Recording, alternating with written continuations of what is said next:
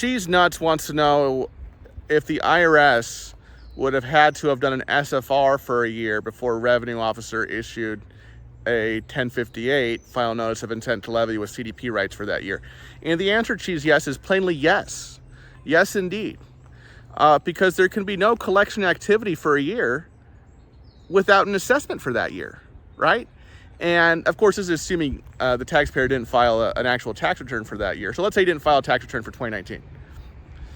The IRS cannot go after you in terms of collections, in terms of levy, in terms of seizure of your assets for tax year 2019, and that's what the letter 1058 is threatening, if there hasn't yet been an assessment for that year. Now, the regular way that taxes are assessed is, in our voluntary compliance system, a taxpayer files a tax return. But if that has not been done, then yes, the only way to get that assessment on the books is for the IRS to file or to prepare an SFR and then to make an assessment of tax based on that SFR, right?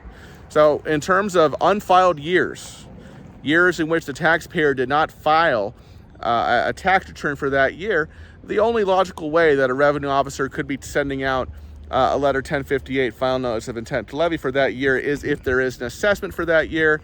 And in this case, the only way there would be an assessment for that year is if the IRS filed an SFR for that year. Good question, She's Nuts. I like the way you think. You're clearly thinking about the situation here. If you have unfiled returns, if you've received a letter 1058 from a revenue officer, both of those situations qualify you for a free consultation with us here at Choice Tax Relief. Give us a call, 866-8000-TAX. That's 866-8000-829.